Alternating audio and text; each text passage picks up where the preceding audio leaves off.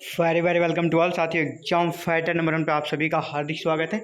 JTET exam 2024 के classes में आप सभी का बहुत बहुत स्वागत है। जहाँ पे आज हम लोग पेपर 2 का प्रैक्टिस सेट सॉल्व करेंगे और पेपर 2 का प्रैक्टिस सेट जो कि आपका हिस्ट्री से रिलेटेड होगा। आपके हिस्ट्री से जो अगर एसएसटी में सबसे ज़्यादा प्रश्न पूछे जाते हैं वो आपका सब्जेक्ट क्या है, हिस्ट्री। तो जी हाँ, इतिहास का एक प्रैक्टिस सेट को सॉल्व करेंगे। आपको ये पता चलेगा नए सिलेबस में किस प्रकार के प्रश्न आते हैं।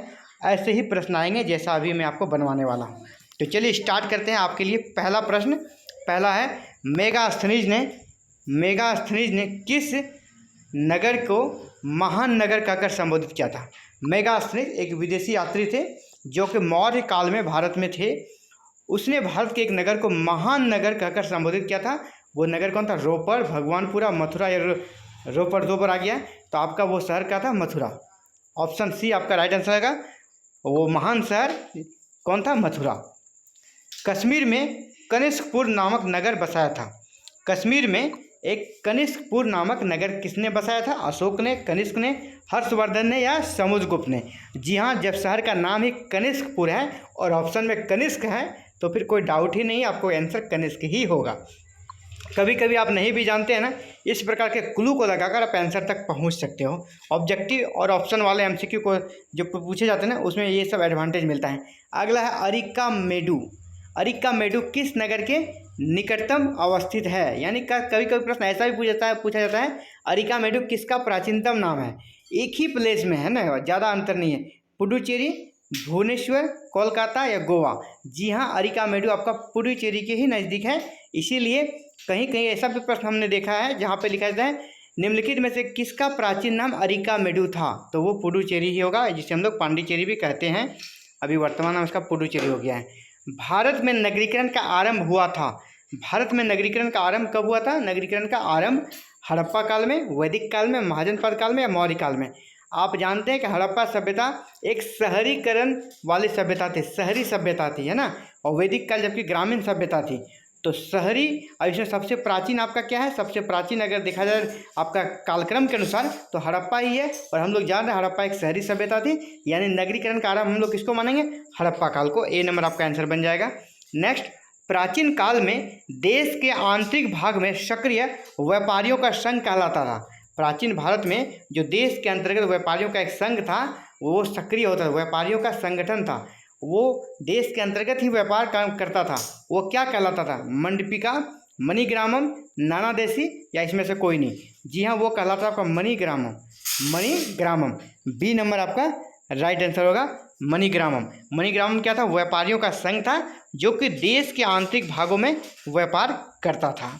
नेक्स्ट, भारत के किस ऐतिहासिक नगर को मक्का का प्रस्थान द्वार कहा जाता है? भारत के किस ऐतिहासिक नगर को मक्का का प्रस्थान द्वार कहा जाता था? वर्तमान में नहीं है, प्राचीन काल में वो कहा जाता था प्रस्थान द्वार। मक्का का प्रस्थान द्वार कहा जाता था, मक्का का प्रस्थान द्वार कहा जाता था। तो वो आपका कौन था? हम्पी, सोमनाथ, सूरत या मलूटी?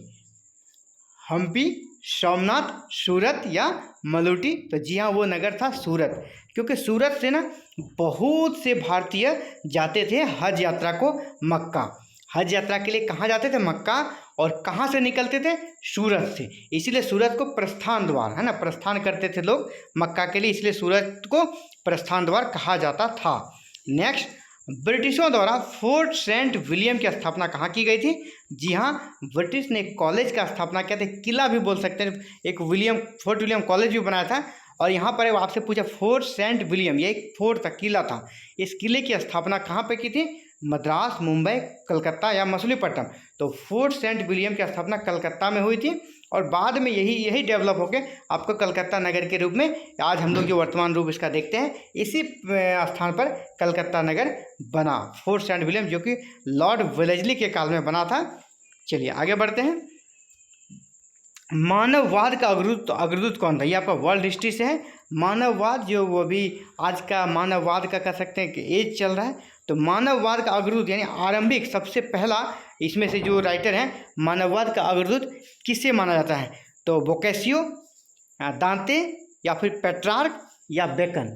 तो ये सभी ना मानववाद के ही के फॉलोवर थे, मानववाद को ही लिखते हैं। लेकिन इसमें से सबसे पहला है ना जो आपको अग्रदूत पूछा जा रहा है, मानववाद का अग्रदूत कौन था? अग्रदूत में आपका पेट्रार्क हो जाएगा, क्योंकि पेट्रार्क सबसे पहला मानववाद के बारे में लिखने वाले कह सकते हैं राइटर थे या तो दार्शनिक थे। तो सी नंबर आपका राइट आंसर होगा। नेक्स्ट, सूफी संतों के मकबरे को क्या कहा जाता है? सूफी संतों के मकबरे को क्या कहा जाता है?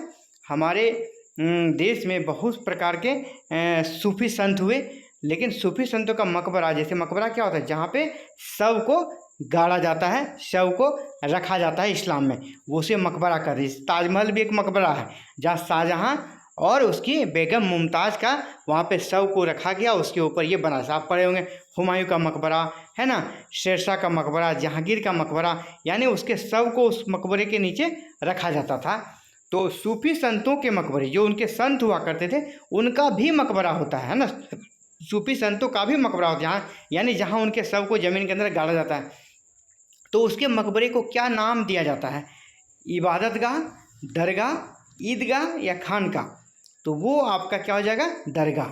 हमें लोग देखते हैं कि अजमेर में दरगाह, अजमेर में जो बहुत ही फेमस दरगाह है, वहाँ पे लोग जाते हैं। दरगाह मतलब क्या? वहाँ उस ख्वाजा मोइनुद्दीन चिश्ती का वहाँ पे शव है ना, उसको वहाँ पे ज़मीन के अंदर गाड़ा गया है, तो वो मकबरा ही दरगाह कहलाता है। वैसे जनरल अगर किसी का शव को जहाँ रखा जाता है वो मकबरा कहलाता है, लेकिन जब सूफी संतों के शव को रख दिया जाता है वो आपका दरगाह हो जाता है। तो बी नंबर आपका राइट आंसर बनेगा। नेक्स्ट 10 नंबर आ गया आपका। महाराष्ट्र के संत तुकाराम ने किस पंथ की स्थापना की? महाराष्ट्र के जो संत है तुकाराम, इसने किस पंथ की स्थापना की थी? संत तुकाराम ने वरकारी, नाथपंथी, ज्ञानपंथी या नरहरि संप्रदाय। तो संत तुकाराम जो कि महाराष्ट्र के प्रमुख संत हुआ करते थे, इन्होंने जिस संप्रदाय की स्थापना की थी वो थे ज्ञानपंथी ना, ज्ञानपंथी, ज्ञान से जुड़ा हुआ पंथ था जिसको ज्ञानपंथी बोलते थे। संत तुकाराम ने इसकी स्थापना की थी। तो आज की इस प्रैक्टिस सेट में हम लोगों ने 10 इंपॉर्टेंट एमसीक्यू को देखा, जो आपका एसएसटी के लिए बहुत ही इंपॉर्टेंट रहने वाला है।